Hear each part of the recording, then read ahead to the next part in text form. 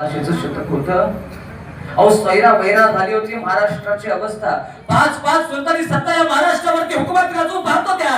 एकीकडून इंग्रज मोगल पोर्तुगीज Dutch French अरे सर्व बाजूने अवघा महाराष्ट्र विकायचा अडकला होता. प्रत्येक जण महाराष्ट्रावर हुकूमत गाजवून पाहत होता. अरे माणसाचं सोडा रे, पण जमिनीत पेरलेल्या धान्याच्या बियांना आणि गवताच्या पात्यांना जमिनीतून मान भर काढायची भीती वाटायची. अरे माणसात माणूस येत नव्हता, शेतकरी रानात जात नव्हता. नवे पुढं माझं वाक्य आहे का? अरे स्वतःच्या बापात एक स्वतःच्या मुलीची आबरू भर रस्त्यात कुठली जायची. अरे हत्तीच्या बळाचा भाऊ शेजारी उभा असला तरी आपल्या बहिणीची आबरू वाचू शकत नव्हता. एवढा अवघा माझा दुबळा महाराष्ट्र झाला होता. तेव्हा त्या मोगलांनी या महाराष्ट्राच्या सुपीक जमिनीमध्ये अरे भाल्याच्या पाळाला तुटकी वाहन जोडली होती आणि महाराष्ट्राची सुपीक जमिनीमध्ये गाढवाचा नांगर फिरवून ही जमीन नापीक केली होती आणि तो भाला उभा केला होता या महाराष्ट्राच्या जमिनीमध्ये.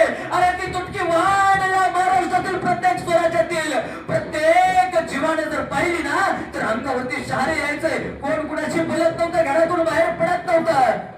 मात्र तो काळ आता इतका जवळ आला होता की त्या भोसल्यांच्या कुळामध्ये ते जाधवांचं कन्या रत्न दिलं होतं. ते वाढत होत. बसा खाली ते वाढत होत. पोटामध्ये गर्भ वाढत होता. जिने ते वानरमय अत्याचार बघितला आणि डोहाळे लागले. अरे हाती दानपट्टा घ्यावा, घोड्यावरती बसावा आणि लढावं मोगलशाही संपवावी आणि हे राज्य निर्माण करावं. तो श्रींची इच्छा ऐका.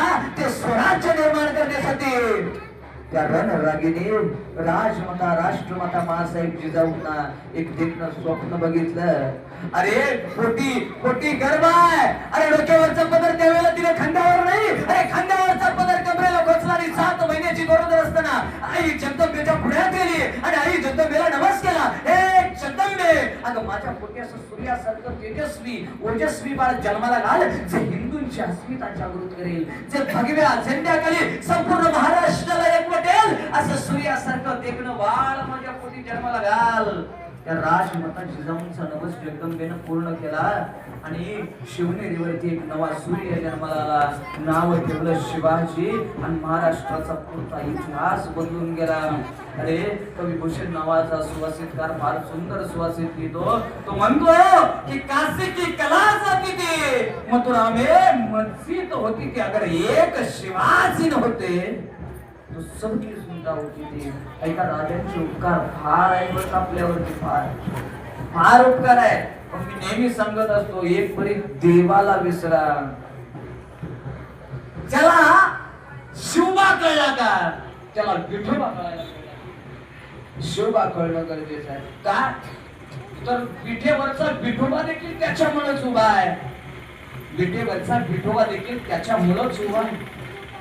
अरे हिंदुस्थानचा स्वतःला आलमगीर समजून पाहणारा बादशाह औरंगजेब नाव त्याचा नामचे सरदार अफजल खान या महाराष्ट्रावरती चालून पडतो आणि बघता पूर्वेकडून त्या औरंगजेबा अफजल खानाची फौज महाराष्ट्रातील काही हिंदूंची मंदिरं उद्ध्वस्त करत या बहिणींची आबरू लुटत अरे त्या तुळजापूरच्या बेशीवर ठाण मांडून बसते. बघता त्या अफजल खानाची पावलं आई तुळजाभवानीच्या मंदिरात येतात.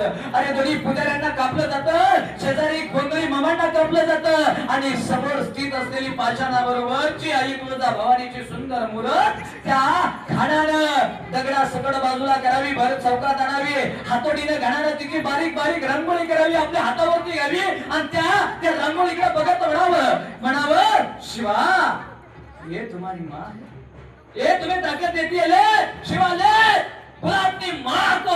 आणि अशा आरोळी ठोकून त्याला त्या बेशी भरती रांगोळी पसरून द्यावी. अरे घोड्यांच्या टपाचा आवाज आसमंतात जावा, एक हेर पूर्वेकडून पश्चिमेला प्रतापगडच्या पैद्याशी घोड्यांची लगाम खेचली जावी. बघता राजांच्या पुढ्यात तेरण यावं, राजाला मुजरा घरावर राज आघात झाला. राज त्या नादान खानानं आई तुळजाभवानीची मूर्ती फोडून टाकली.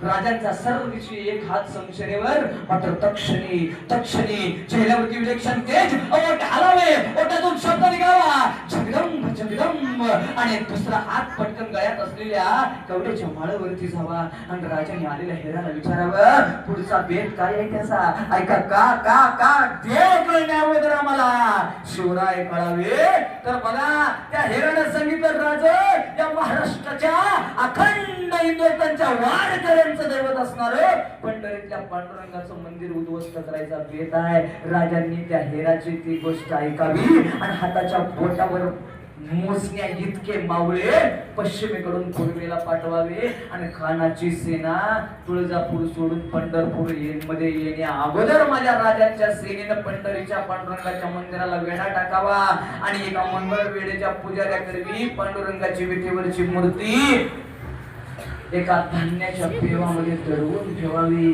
लक्ष देऊन ऐका.